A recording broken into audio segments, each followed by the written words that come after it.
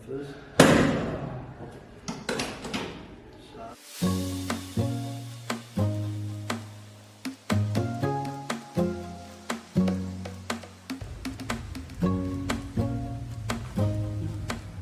አመሰግናለሁ ስላገኘው በጣም ደስ ብሎኛል። እንተዋወቅ። ስሜ አህመዲን አብዱልቃድር እባላለሁ። የማሳጅ እና የማንቋቋት ባለሙያ ነኝ።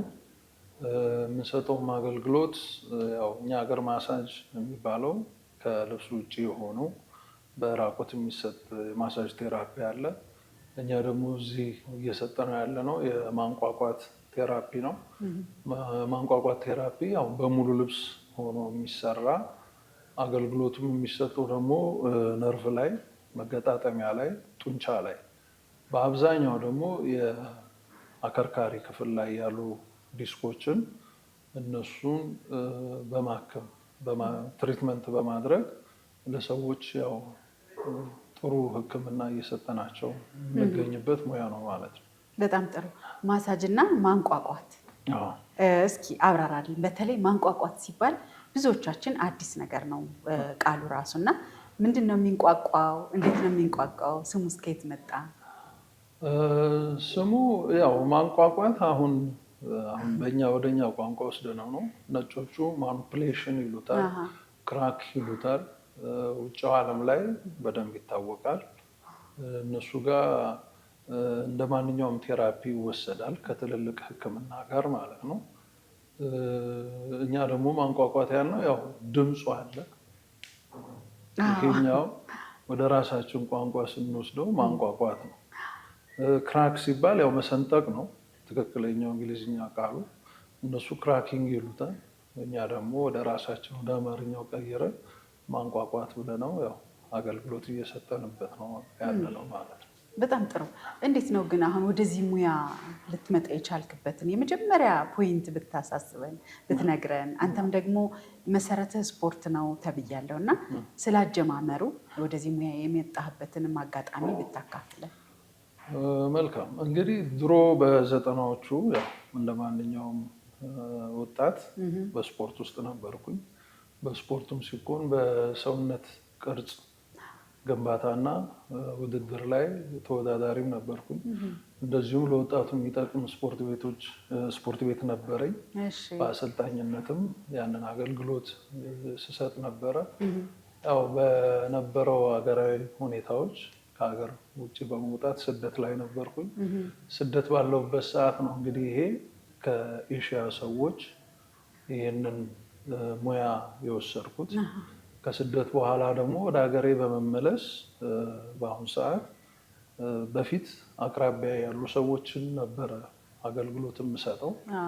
አሁን ግን አጠቃላይ በሀገር ውስጥ ተቋም በመክፈት ለሕዝቡ ተደራሽ እንዲሆን ሙያውን በደንብ አስፋፍተን ይዘነው እየሰራሁበት ነው ያለው ማለት ነው። በጣም ጥሩ። ወደ እስያ ሄጄ ሰለጠንኩ አልከኝና ምናልባት የት ሀገር ነው? ስልጠናውንስ ለመውሰድ ምን አነሳሳህ? ምን አይነት ስልጠናስ ነበረ እዛ የወሰድከው? ያው የወሰድኩት ስልጠናው ወደ መካከለኛው ምስራቅ አካባቢ ያሉ አረብ ሀገር አካባቢ ነው። በስራ አጋጣሚ ያው ስደት ላይ ስትሆኚ ብዙ አይነት ስራ ትሰሪያለሽ እና በስራ አጋጣሚ የነበሩት ወዳጆቼ የኤሽያ ሰዎች ናቸው፣ ፊሊፒኖች። እነሱ ደግሞ ይሄ ነገር እንደ ባህል ሕክምና የሚደራረጉበት ነገር ነው እና ሁሌ ከመገናኘት ከማየት ይሄን ሙያ ከነሱ ወሰድኩኝ። ከዛ በኋላ ግን ሀገሬ ላይ መጥቼ ይሄን ሙያ አገልግሎት መስጠት በምፈልግበት ሰዓት ህጋዊ፣ ዘመናዊ፣ እውቀትን ያማከለ ለማድረግ ሀገር ውስጥ በሚታወቅ ትልቅ የማሳጅ ስልጠና ቴራፒ መስጫ ውስጥ ስልጠና በመውሰድ ሰርቲፋይ በመሆን ማለት ነው አሁን ላይ ያው ህጋዊ የሆነ ስራውን እየሰራው ነው ማለት ነው።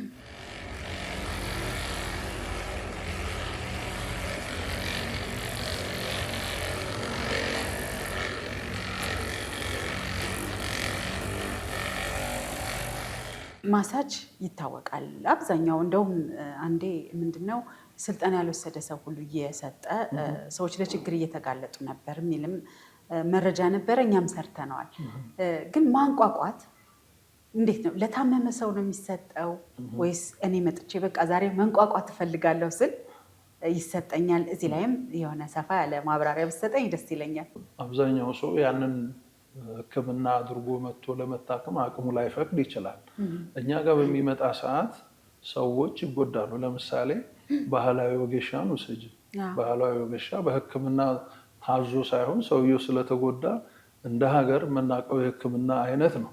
ማንኛውም ሰው ሄዶ ወጌሻ ጋር ታክሞ እስካሁን ድረስ ያው በፊት ጀምሮ እስካሁን ይሄን አገልግሎት እየተሰጠ ይገኛል በወጌሻነቱ። በዚህም ደግሞ እኛ አሁን ለምሳሌ ሲመጡ እኛ ጋር የኤምአርአይ ውጤት የሕክምና ማለት ነው ይዘው ሲመጡ ስፔሲፊክ የተጎዳ አካል ለምሳሌ ዲስክ ላይ ሊሆን ይችላል፣ መገጣጠሚያ፣ ነርቭ ላይ እንደዚሁም ጡንቻ ላይ ካለ እሱ የበለጠ ትኩረት አድርገን እንድንሰራ ያደርገናል። እንደዚሁ ዘርፉ ላይ እንደገና ጉዳቱ ማለት ነው የተጎዳው ቦታ ላይ። እንደዚሁ ደግሞ አንዳንድ ሰዎች በስራ ጫና ልክ ኖርማል ማሳጅ እንደሚወስዱት ይመጣሉ። በዛን ጊዜ እኛ በራሳችን በልምድ ደግሞ ቼክ የምናደርጋቸው ነገር አለ። ጡንቻቸው ላይ ነው፣ መገጣጠሚያ ነው፣ ዲስክ ነው የሚለው ማለት ነው። እሱን ተንተርሰን ደግሞ ትሪትመንቱን እንሰጣቸዋለን። አብዛኛው ግን እኛ ጋር የሚመጡት ምንድነው ያው ኤምአርአይ ውጤት ይዘው የሚመጡ ሰዎች አሉ፣ ዲስክ ላይ የተጎዱ ማለት ነው። ኢቭን ኦፕሬሽን ተብለው ውጭ ሀገር ታዞላቸው ውጭ ሀገር ሳይሄዱ ደግሞ እኛ ጋር ከ1 እስከ 2 3 ትሪትመንት አድርገው ደግሞ ከዛ ህመማቸው ተፈውሰው አሁን ኖርማል ህይወታቸውን የሚኖሩ ሰዎች ደግሞ አሉ። አሁን በዚህ 4 ዓመት ውስጥ እንዴት ነው ለውጡ? ሰው ግንዛቤ አግኝቶ እየመጣ ነው ማለት ይቻላል? እየተሻሻለ ነው? እኛ እንግዲህ አንደኛ አብዛኛው ስራችን በኦንላይን ነው። ሁለተኛው ደግሞ ሰዎች የተሰሩ ሰዎች በመነጋገር አሁን መጀመሪያ ስንከፍት ስንጀምር የነበረንና አሁን ላይ ይሄ ቤት በጣም ታዋቂ ነው። ሀገር ውስጥም በውጭም ላይ ትልቁን ሶሻል ሚዲያ ትልቅ አስተዋጽኦ አድርጎልናል። ሀገር ውስጥ በእርግጥ እንዳልሽው ብዙ እንትን የለውም፣ ሰው አትኩሮት የለውም። ውጭ ላይ ያሉት ግን ለእረፍት ወደ ሀገር በሚመጡ ሰዓት አብዛኛዎቹ እኛ ጋር ተሰርተው ነው የሚሄዱት። ለምን? ከጊዜ አኳያ፣ ከክፍያ አኳያ በጣም ተጠቃሚዎች ናቸው። ያሉበት ሀገር ላይ ውድ ሊሆን ይችላል፣ ቀጠሮ ረጅም ጊዜ ሊሆን ይችላል። በዛ ምክንያት ውጭ ዓለም ላይ ደግሞ ስትሆኚ ሲስተሙ ትንሽ ጊዜ እንዲያጥርሽ ስለሚያደርግ እዚህ በሚመጡ ሰዓት ግን አብዛኛዎቹ ተሰርተው አገልግሎት አግኝተው ይሄዳሉ። አሁን ላይም ሀገር ውስጥ የተሻለ ነው ማለት ይቻላል። እንደ ቦታው፣ ሰዓቱ፣ ደቂቃው ይለያያል ወይስ ይሄን ያህል ደቂቃ ነው የሚታሸው ወይም የሚንቋቋው ማለት ይቻላል? እኛ አሁን አገልግሎቱን የምንሰጠው ቢያንስ አንዳንድ ሕክምና ወይም ወጌሻ ምሳሌ ብሰጥሽ የተጎዳው ቦታ ላይ ብቻ ነው ተሰርቶ የሚሄደው። የእኛ ግን ለየት የሚያደርገው ከጆሮ ጀምሮ እስከ እግር ጫፍ ድረስ የሚንቋቋ ይንቋቋል፣ የሚሳበው ይሳባል፣ የሚታሸው ይታሻል። አንድ ሰው ሲመጣ ያመመኝ ለምሳሌ ወገቤን ነው ዲስኬን ነው ቢል ዲስኩን ብቻ አይደለም የምንሰራው። ምክንያቱም ከላይ ጀምሮ እስከታች ተያያዥነት አለው። በተለይ ዲስክ ነርቮች ላይ ሲሆን ሙሉ ሰውነቱ መንቀሳቀስ ስላለበት ከላይ ከጆሮ ጀምረን አንገት እያለ ትከሻ፣ ወገብ እያለ እስከ እግር ድረስ ይሄዳል። በቀላሉ አንድ ሰው ከባድ ኬዝ እንኳን አለው ቢባል ቢኖረውም ባይኖረውም ከ45 ደቂቃ እስከ 1 ሰዓት አገልግሎት ሰዓት ይሰጠዋል ማለት ነው። አሁን ስታነሳልኝ ማለት ነው ከጆሮ ጀምሮ እስከ እግር ነው አልከኝና ጆሮ ይታሻል ወይም ይንቋቋል። ሌላ ደግሞ የማይንቋቋ የሰውነታችን ክፍሎች ማንሳት እንችላለን ወይ? ይቻላል። የማይንቋቋ ቦታ የለም። ምክንያቱም ኢቨን ይሄ ጆሮ በራሱ ይንቋቋል። አሁን ማንኛውም ሰው ተነስቶ ላንቋቋ ቢል ላያንቋቋ ይችላል። በልምድ አንዳንድ ሰው ሊያደርገው ይችላል። ግን የራሱ ቴክኒክ አለው። ኢቨን አሁን ቆዳ ራሱ ከሰውነትሽ ስታላቅቂው ይጮሃል፣ ቆዳችን ማለት ነው። ያ ነገር በሚደረግ ሰዓት ብለድ ይሄ ደም ፍሰቱ ጥሩ ይሆናል። ኦክሲጅን ሰውነትሽ ውስጥ እንደ ልቡ እንዲንቀሳቀስ ያደርገዋል። ልክ የሆነ ሸክም ከሰውነትሽ ላይ እንደተላቀቀ ቀለል እንዲልሽ ያደርጋል ማለት ነው።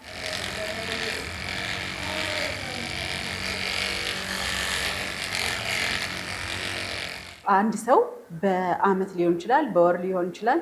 ስንት ጊዜ ነው መንቋቋት የሚፈቀድለት? የቢሮ ሰዎች አሉ፣ ሹፌር አለ፣ ከባድ ስራ የሚሰሩ ኮንስትራክሽን ላይ ምናምን ጉዳት ባይኖራቸውም እንኳን አሁን ዲስክ ላይ ምናምን ጉዳት ባይኖር ሰውነት የመተሳሰር ባህሪ አለው። ለዚህም እኮ ነው አንድ ሰው ስፖርት ይስራ የሚባለው የዕለት ዕለት እንቅስቃሴው ላይ ጡንቻው፣ መገጣጠሚያው፣ የደም ዝውውሩ ምናምን ጥሩ እንዲሆን ስፖርት የሚመከረው ለዛ ነው። አጋጣሚ ደግሞ ያው በስራ ጉዞ ላይ ለስፖርት ጊዜ የማይኖራቸው ሰዎች አሉ። ለምሳሌ የቢሮ ሰው ቁጭ በሚል ሰዓት የዚህ መቀመጫችን ዳርና ዳር እንዲደድርና እንዲቆጣ ያደርገዋል። በዚህ ጊዜ ሰውየው እንቅስቃሴ ጎንበስ ቀና ለማለት በሚያስብ ሰዓት ጡንቻው ላይ የራሱ የሆነ ተጽዕኖ ያደርጋል፣ ይተሳሰራል። በዚህ ጊዜ አሁን ጡንቻም ላይ ያለ ችግር ኖሮ ወገቤን አሞኛል ምናምን ይላል ሰው። ዲስክም ሊሆን ላይሆንም ይችላል፣ ያ በኤምአርአይ የሚታወቅም ቢሆን ማለት ነው። ስለዚህ ጉልበት ስራ ላይ ያሉ ሰዎች ጉዳትም እንኳን ባይኖር እኛ ጋር 3 ወር 6 ወር ቢያንስ በአመት ውስጥ 2 እንዲያደርጉ እንመክራለን። ጊዜ የሌላቸው ሰዎች፣ ጊዜ ያላቸው ሰዎች ደግሞ ከትሪትመንቱ ተጨማሪ ስፖርት እንዲሰሩ እናዛለን። አቀማመጥ ላይ አስተካክሎ ቁጭ እንዲሉ እንመክራለን። መኝታ ላይ መኝታቸውን እንዲያስተካክሉ ከፍራሽ ጀምሮ ከትራስ ጭምር በየትኛው ፖዚሽን መተኛት እንዳለባቸው እንመክራለን። መኪና ሲነዱ እንዴት አድርገው ቁጭ ብለው መንዳት እንዳለባቸው፣ ስልክ ሲመለከቱ እንዴት ብለው ቁጭ ብለው ስልክ መመልከት እንዳለባቸው፣ ቤት አካባቢም እንደዚህ አይነት ጫና ያላቸው ሰዎች ሶፋ ላይ ብዙ እንዳይቀመጡ ወይም ደረቅ የሆነ ነገር ላይ እንዲቀመጡ እነዚህን ጭምር እነግራቸዋለን ማለት ነው። በዛ የተነሳ አንድ ሰው ቢያንስ በአመት 2 እንደዚህ ትሪት እንዲያደርግ እንመክራለን ማለት ነው። በጣም ጥሩ። በዚህ አጋጣሚ መኪና የሚነዳ ሰው እንዴት ሆኖ ነው መንዳት ያለበት? ስንተኛስ ምን አይነት ፍራሽ፣ ምን አይነት አተኛኘት ነው መጠቀም ያለብን? የግድ ታመም መምጣት የለብንም አይደል? ስፓይናል ኮርድ አከርካሪ የምንለው ቀጥ ሲልና 45 ዲግሪ ተኝቶ ሲነዳ አንድ አይደለም። ለምሳሌ መንገድ ላይ አሁን የምናያቸው ብሬከሮች አሉ፣ ፍጥነት መቀነሻ። እነሱ ከፍ ያሉት ላይ ሳናይ ድንገት ከፍ ብለን ዝቅ ስድል ቀጥ ያለ ሰውነት ከሆነ ራሱን በራሱ ነው ዲስኩ ላይ የሚያርፈው። ያ ጉዳት ብዙም ላይፈጥር ይችላል። ሰውየው ግን 45 ዲግሪ ተኝቶ፣ በተለይ ይሄ ወጣቱ ክፍል ላይ ነው የሚታየው አብዛኛው እና ያው በወጣትነት ጊዜ የተጎዳሽው ጉዳት ደግሞ በወጣትነት አይሰማም።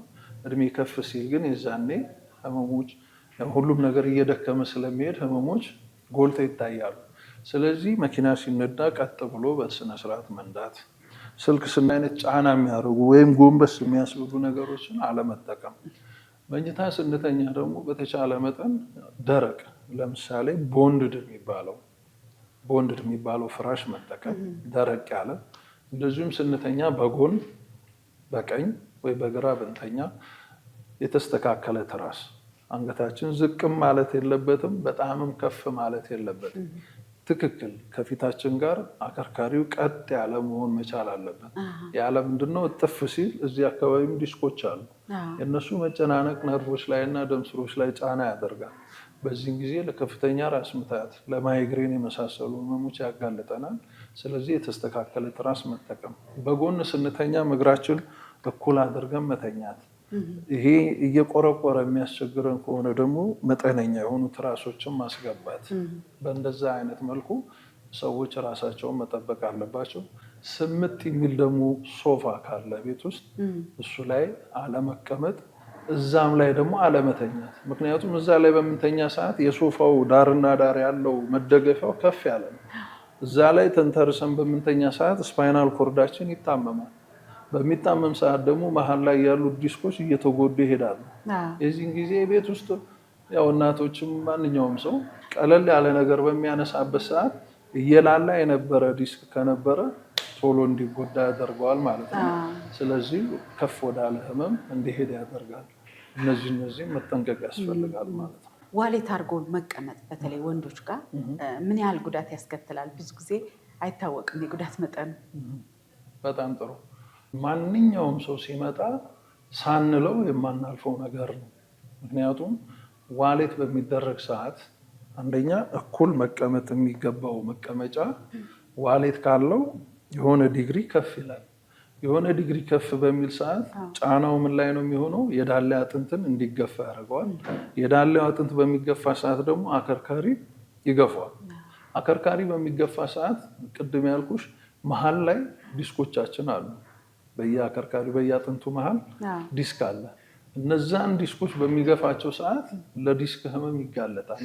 አንዳንዱም ሰሙ ከሙሉ ሰውነቱ ጀምሮ የመጣመምና አንድ እግሩ ከፍ ማለት አንድ እግር ዝቅ ማለት ማጠርና መርዘም፣ የዛ ችግር በሚፈጠር ሰዓት ወገብ አካባቢ ላይ ዲስኮች ጋር ማለት ነው ህመም ይፈጠራል።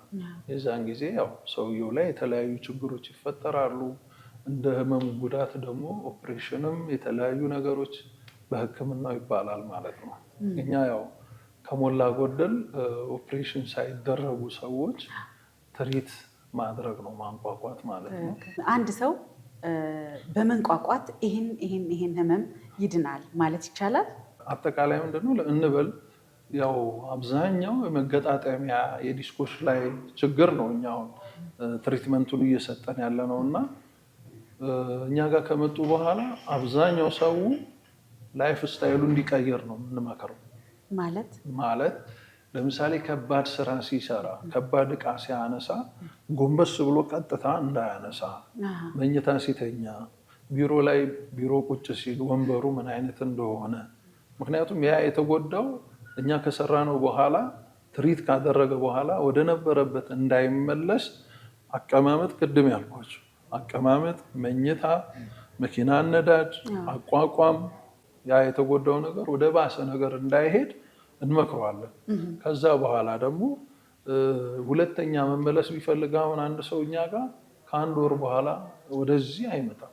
ከአንድ ወር በኋላ ይድናል። ምክንያቱም ለውጥ ያህል የቀረው ነገር ካለ ሁለተኛው ተርም ላይ ወይም ሶስተኛው፣ እስካሁን እኛ ጋር ከ3 በላይ ብዙም አይሰራም። ሰው ለምሳሌ ትልቅ ጉዳት፣ ትልቅ የዲስክ ጉዳት ይሄ ውጪ ላይ ሪፈር ምናምን ተብሎ የተባሉት 2 ወይ 3 ትሪትመንት ነው የምንሰራቸው። ከዛ በኋላ ግን እነሱ ተመሰጋግነን በአካባቢያቸው ሰዎች ልከው በዛ አይነት ሁኔታ ይኸው እስካሁን ለህብረተሰባችን አገልግሎት እየሰጠን ነው ማለት ነው። ከመገጣጠሚያዎቻችን ጋር ተያይዞ ብዙ ቆሞ የሚሰራ አለ፣ ብዙ ተቀምጦ የሚሰራ አለ እና የትኛው የበለጠ ተጎጂ ነው? የሚቀመጠው በደንብ ተስተካክሎ ቁጭ ካለ ችግር የለውም።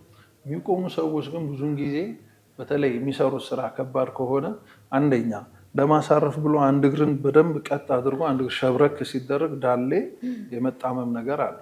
ዳሌ አንደኛው ዝቅ አንደኛው፣ ያ ማለት ስትሬት መሆን ሲገባው ማለት ነው። አንዱ ከፍ አንዱ ዝቅ በሚል ሰዓት ስፓይናል ኮርድ ላይ ቅድም ያልኩት አለ አይደል፣ መገፋፋት ይመጣል። ከመገፋፋት ጋር ጊዜ ሲወስድ ዲስኮች ላይ ጫና ያደርጋል። አንድ እሱ ከመቆሙ ጋር አብሮ ደግሞ የሆኑ እቃዎችን ድንገት በቃ ትኩረት ሳያደርግ ላይ ያነሳ ይችላል። ቁጭ ብሎ ከሚሰራው ሰውዬ በላይ ቆሞ የሚሰራው ሰውዬ ይጎዳል።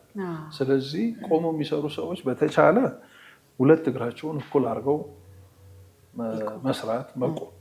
ሁለተኛ ደግሞ እቃም ሲያነሱ በተቻለ መጠን ከጉልበት ሸብረክ ብለው እንዳለ እግር ቀጥ ብሎ ማንሳት ሳይሆን እግራቸውን አጠፍ ዝቅ ብሎ ለማንሳት መሞከር። ቁጭ ያለው ግን ያው ቁጭ ተብሎ የሚሰራው ስራ አብዛኛው ጊዜ ከወገብ ይልቅ ጀርባ ላይ ነው ህመም የሚሰማቸው።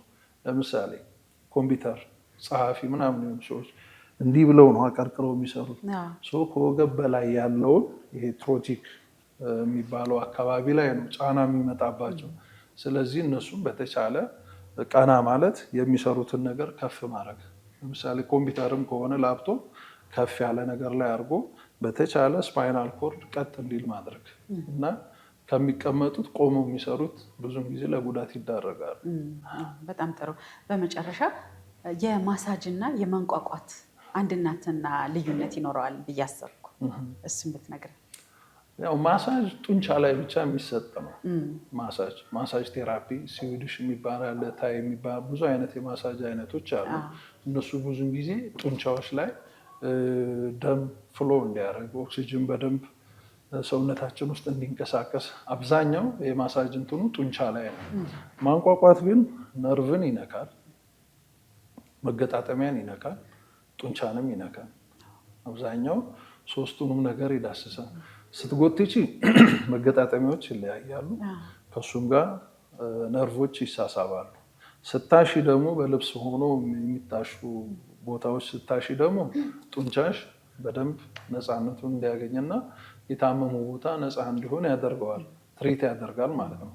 እና ከማሳጅ ቴራፒው ማንቋቋቱ ልዩነታቸው ያኛው ጋር 3-4 አይነት ነገር አለ ማንቋቋቱ ጋር። ኖርማል ማሳጁ ጋር ግን ጡንቻ ያው ጡንቻ ይታሻል፣ ደም እንደ ልብ ሰርኩሌት ያደርጋል፣ ኦክሲጅንም ፍሎ ያደርጋል። ያው ከነበረች ጫና የመተሳሰሩ ጡንቻሽ ዘና እንዲል ያደርገዋል ማለት ነው። በጣም ጥሩ። እድሜ ዋናው ነገር ነው መቼስ። የትኛው እድሜ ነው እንደዚህ በቀላሉ ተንቋቁተን የምንሄድበት? የሚከለከል እድሜ አለ ወይ እዛ ላይ? መልካም። እድሜ ክልል የለውም። እድሜ ክልል የለውም። እንደገና ለምሳሌ እኛ ጋር የ92 እድሜ አባት መጥተዋል። አድክመው ነው የሄዱት ጥንካሬያቸው። ኧረ እባክህ። ምክንያቱም እንደ ሰው አቅም ነው እኛም አገልግሎት። ምናልባት የኔን ፊዚካል አይቶ ሰዎች ሊፈሩ ምናምን ይችላሉ። እንደየሰው አቅም እንደየሰው ሰውነት ያንን በደንብ ልምድ አድርገሽ ነው የምትሰሪው። እና ምክንያቱም እድሜ የገፋ ሰው ሞር እንደወጣቱ ልትጫኙ ልትስቢው አትችይም፣ ጉዳት ስለሚያመጣበት። እንደየእድሜ ክልላቸው ልክ አድርገን ትሪትመንቱን ሰጣቸዋለን። ስለዚህ እድሜ ወሰን የለውም፣ ማንኛውም ሰው መውሰድ ይችላል። ቀደም ብሎ ህፃናት ይቻላሉ እያልን ነበረ።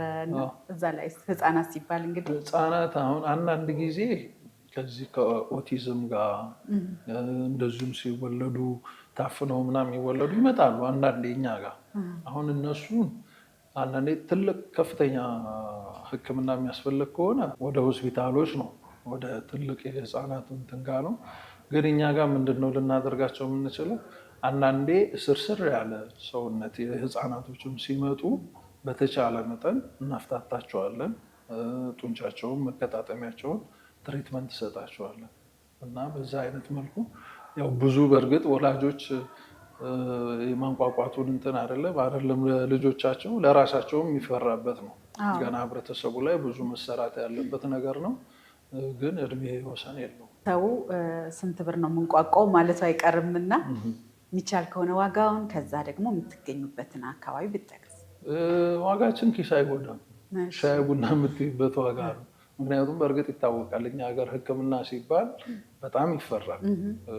የእኛ ደግሞ ወደዛ ደረጃ የሚያስኬድ አይደለም። ምናልባት አንዳንድ ቦታ ማጋነን እንዳይሆን እንጂ ለካርድ የሚያስከፍሉት ገንዘብ ነው እኛ ጋር በጣም ቅናሽ ነው። በአሁኑ ሰዓት ሻይ ቡና ከምትይበት ገንዘብ የሚበልጥ አይደለም፣ ሰው እንዳይፈራው ማለት ነው። ምክንያቱም አሁን ላይ ያለው ህክምና ከባድ ነው። እኛ ደግሞ ሁሉም ጋር ተደራሽ እንዲሆን ስለምንፈልግ ታች ያለውም ላይ ያለው ሁሉም ጋር ተደራሽ እንዲሆን ስለምንፈልግ በጣም በወረደ ነው። እንደውም ሰዎች አስተያየት ሁሉ ሲሰጡን ምን ሆናችሁ ነው? እኛ ያው ሁሉም ሰው ይፈልጋል መጠቀም፣ ግን ሁሉንም ያማከለ እንዲሆን ስለምንፈልግ በዛ አይነት መልኩ ነው። አድራሻችን 22 ማዞሪያ አውራዲስ ሆቴል ጀርባ ፌስቲቫል ህንፃ ላይ ግራውንድ ላይ ነው የምንገኘው። ስልክ ቁጥራችን ደግሞ 0905 17 16 50 ይደውሉ። የሚመጡበትን ቀን ሰዓት መርጠው ቀድሞ ነው የሚያስይዙት። ቀድሞ ነው የሚመዘገቡት። በቀጠሮ ነው የሚመጣው። በዛ አይነት መልኩ ያው ያገኙናል ማለት ነው። በጣም ጥሩ። እንደው እንደ መጨረሻ እኔ ሳላነሳው የቀረውና አንተ ሰዎች ቢያውቁት የምትለው ነገር ካለ ማለት ይችላል። ያው ሰዎች ቢያውቁት የምንለው ምንድነው? አሁን ማንቋቋት የሚለውን ነገር ሰዎች ሲሰሙ መሰባበር የሆነ ጉዳት ያለው ምናምን አድርገው የሚያስቡ አሉ። አይደለም፣ ራሱን የቻለ ትሪትመንት ነው። ሰዎች ካላቸው ችግር የሚያላቅቅ ራሱን የቻለ አንድ ዘዴ ነው ሕክምናው ማለት ነው።